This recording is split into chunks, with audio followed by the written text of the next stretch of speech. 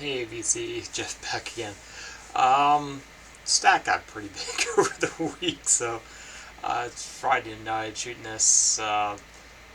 Yeah, probably gonna push this Sunday night or something like that, just for consistency.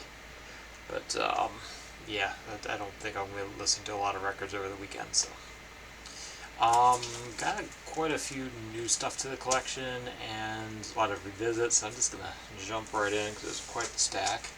Um, Yep, so this is local bands, Citrus Ego and One Spot Fringehead, if you can read that. It's tiny.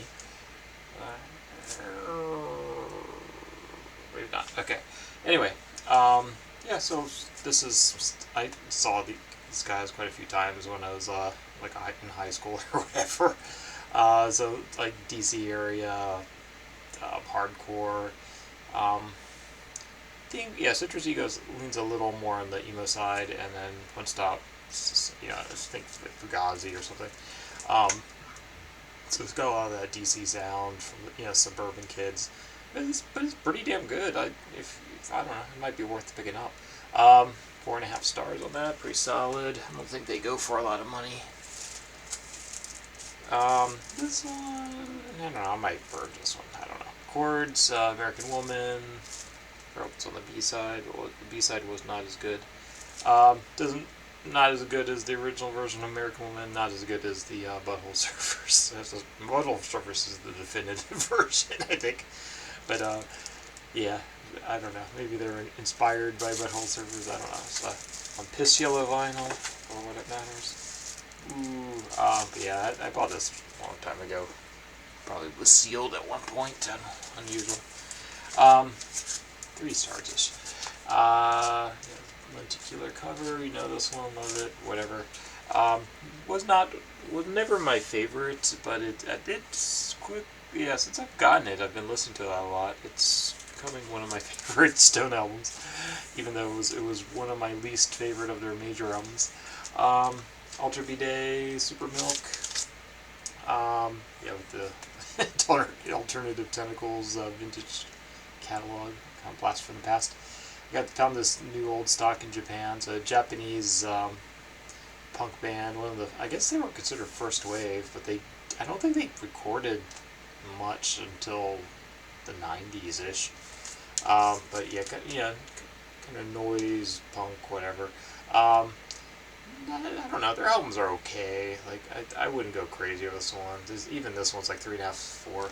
3.5, I'd say.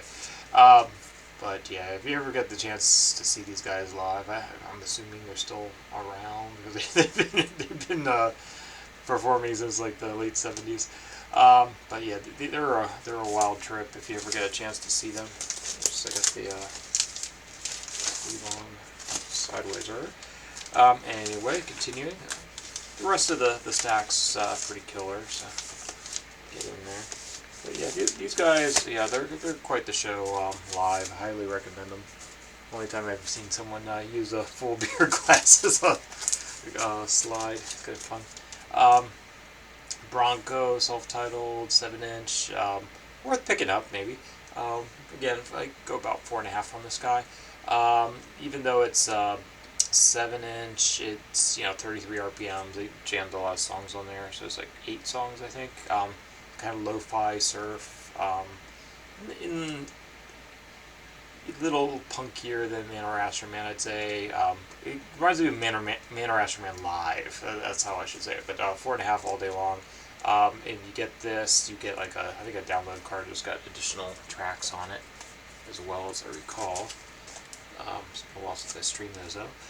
This is a dictaphones or dictaphone? The dictaphone. Okay. Great, like kind of lo-fi punk. And I think this was KRS. My first, this was always confuses me because it's KRS 45, so I always flip it to 45. It sounds kind of decent at 45, but it's not quite slowcore, but it kind of runs a little bit on the slow gamut. So it almost sounds normal at 45, but then I was like, oh shit, it's not 45. Yeah, I do that every single damn time. But yeah, that's a fun album, 4.5 all day long. This is one of those Hozak bands. What's this called? Fuck if I... Man, now I gotta look at this. I think it's called the Sleepovers. Again, it's yellow vinyl. Sleepovers, yep. So I think that Sean gave this to me a while back. 4-ish. So, yeah, pretty, almost pop punk, I'd say. Kind of garagey pop punk. Is it essential? No, but it's kind of fun outing. Pretty solid. Hozak. This one actually, yeah, I lied. I might purchase. I don't know. Bananarama. This was the one that had the Venus on it. And not my favorite. I like the original version of Venus better, but than their cover. But it's still pretty iconic. I'm kind of on the fence. This might get purged. I think what I might do is just get the 7-inch of Cruel Summer, which unfortunately is not on there anyway. Because that's like my favorite Bananarama song, and that's the one I have nostalgia for because I love that damn movie. Just purge that maybe. Underwear. There's Bobo Stinson and Gang. Is this ECM? I think. Yeah, ECM. Yep. It's a Japanese test press. White label is pretty cool. Yeah, this one's essential if you don't have it. One of my favorite ECM records. Has a 5 all day long. Little fusiony. Unsane. I think this was their second album. I got this one in their self-titled on original vinyl. Yeah, so this is on Matador. Not a perfect album. It's pretty damn good. 4.5. Yeah, this is all staged. It's got the I recognize that dash because I used to have that car. That's the old Dodge Omni. Yeah.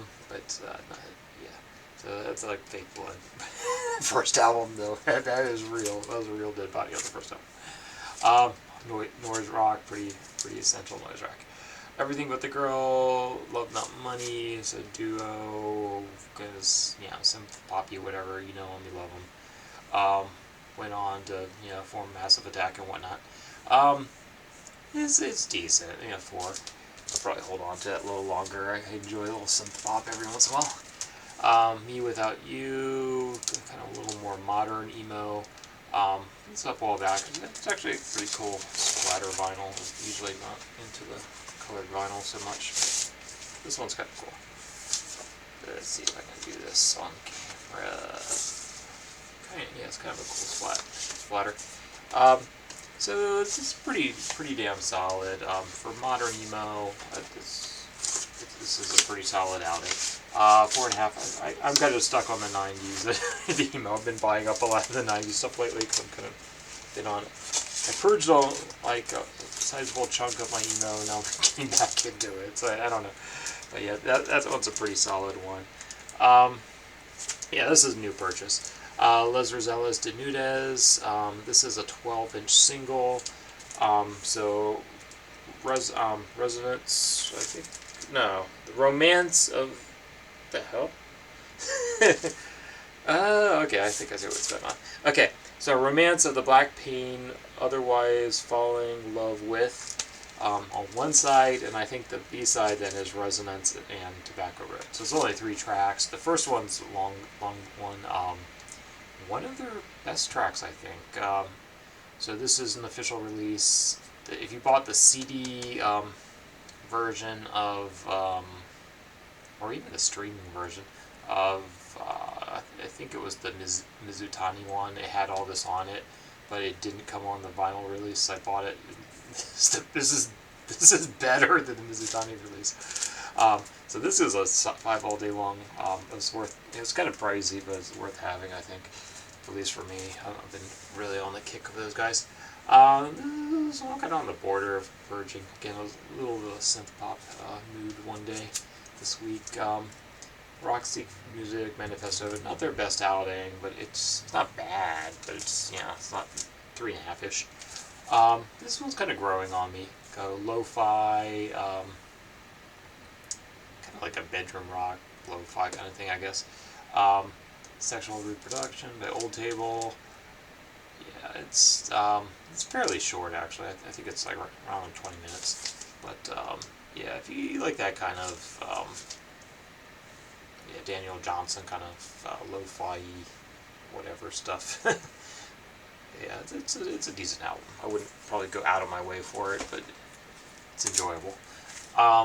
We're All Day Long. This one I gave another listen. Love it, love it. Brother, Inferior, Anthems for Greater Salvation. Really solid 4.5. Political punk stuff. Here's another new one to me. This was a Record Day release a couple of years ago. Death Piggy, Welcome to the Record. It's got an interesting etching on it too. So it comes on a gold vinyl, and the first side has a kind of, I can see that it's kind of got an etching on it. So this was the like the punkier pre-gore gore. So I didn't really put two and two together until I started reading the liner notes. One of my old art teachers when I was in design school was in the band. It's like he was always talking about Dave Rocky until I'm like, oh, okay, all right. He was talking about Gore. So these guys kind of morphed into Gore. They changed their name to Gore at one point, and the members changed over time. But yeah, fairly punky, hardcore punk. Yeah, but art rocky, hardcore, a little harder edge punk, but was kind of irrelevant. But yeah, it was kind of wild. I was reading the liner notes and just realized, oh yeah, shit, that whole time he was actually in the band. Didn't know he was in Gore. Fuck. Anyway, my purchase, I don't know. It's a good album, but a little too on the blues rock end of things for me. I don't know. But I have this one. I have the one after it. I might hold on to the one after because I think it's a slightly better album. So Cactus, self-titled, cool cover though. But yep. So Essential. Yeah, pop. Power pop or whatever. Power pop by way of punk. I don't know if they get thrown in with punk. Boomtown Rats. Pretty solid 4 there. What's that called? A Tonic for the Troops, and the Very Not Safe for Work. Pink Lady Lemonade. This is pretty much the Essential version of the. This is like their big song, Insane Live. Love it, love it. Tempted to catch them on their U.S. tour. We'll see. But yeah, they're top 10 live band for me. So maybe. But that's a really good one, even though it's pretty much the song, different versions of the song. I think that's the Essential version of the song. The early versions don't really hold up on recording. Okay, got a stack of CDs. Yeah, so I don't know if you saw Sean's recent videos, like he's purging a lot of his collections, so I took advantage. So I got like not new to me stuff. This was not for Sean, but I've shown this before. So this is Lisa Germano, Geek the Girl. I think it was like late 90s, early 2000s. Oh no, it's mid 90s. Okay, I was wrong. 94. She wasn't really on my radar back then, but there were so many like singer-songwriter girl, but yeah, this one was top tier. If you see it, Lisa Germano, Geek the Girl, Essential, 480, good, 5 all day long. This one, The Blow, I was kind of debating keeping this. I had a vinyl copy. I had this one. It's a little, Casio keyboard and a couple kids, teenagers, whatever. I don't know. Well, actually, they're probably not even teenagers on this album. Young adults doing karaoke over a Casio keyboard is how I would describe it. It's iffy. It wears thin after a few songs. I'd probably get the purge that one. 3, 2.5. I don't know. Some of those songs are decent. Okay, here's the newer to me stuff. I've streamed this one a lot, and Sean was put it up for sale, so I jumped on it right away because that's a Canadian copy. Tanya Tagak, I think you pronounce it, Tongues. I have the album she did right before this, which is really damn good too. I think this was when Sean was talking about the Meredith Monk other Meredith Monk when he couldn't remember who it was. I think this was this, and you sold it to me, Sean, so thank you. So definitely not for everyone, probably, but it's a little more accessible than Meredith Monk. Yeah, so Pop by way of throat singing. I guess she's a throat singer.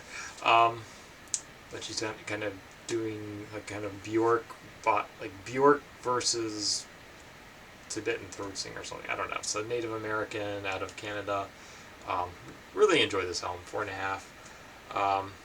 Yeah, Colonizer I think was the big hit. It was the one that got attention anyway on I think Bandcamp or whatever. But yeah, I looked at the vinyl I think for that, but it was like the import prices were a little on the high side, so I didn't get around to it. So now I got it. Happy.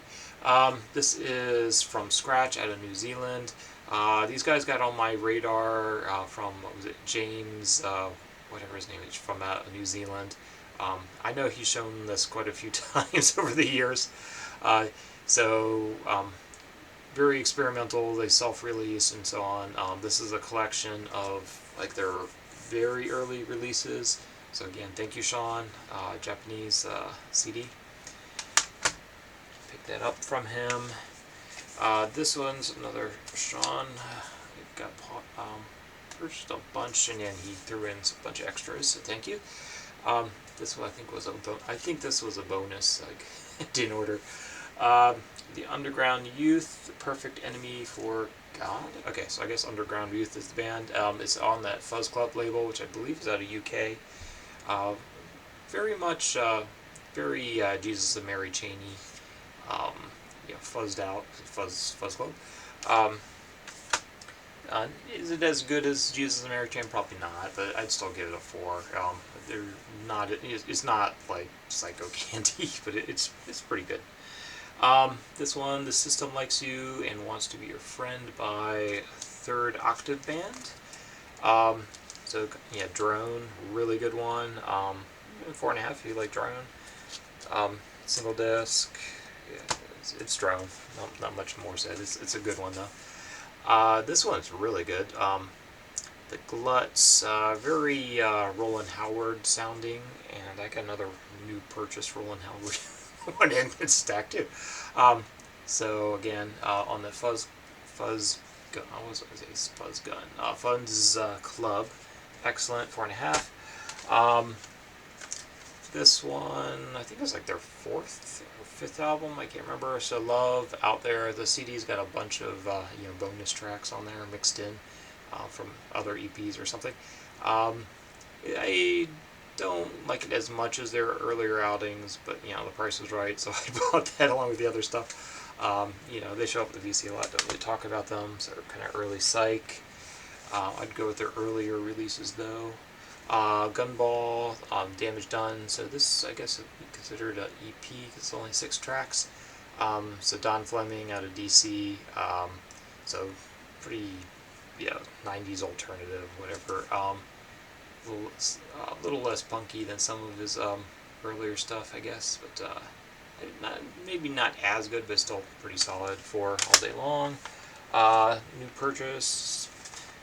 Would love to get this on vinyl, but they get kind of crazy prices.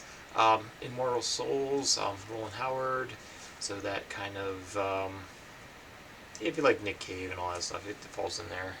But I like Roland Howard better than Nick Cave overall. Suspects, DC political band, 90s. I don't think this ever got a vinyl release, but I could be wrong. But their first album, their 7 inches, are pretty damn solid.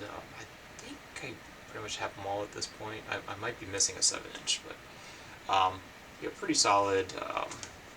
Political punk, 4 all day long.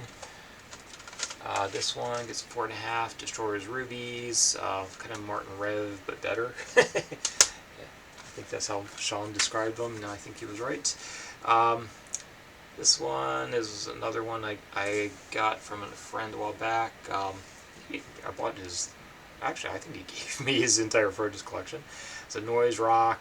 This is probably one of their best, if not their best album. Kind of this was like 20 some years ago. So they were kind of ahead of the curve on the masks. Slash, I think Shinjuku, if I'm not mistaken. Yeah, Shinjuku. Looks pretty much the same. That's Shinjuku in the background. Yep, so pretty good solid noise rock on the kind of edge of noise rock. Circus Lupus out of DC. Yeah, they're little math rocky, I guess. A little more than say Fugazi or something. A little more experimental. I really like this album. Again, I would love to get it on vinyl someday, but they've been out of print for a while.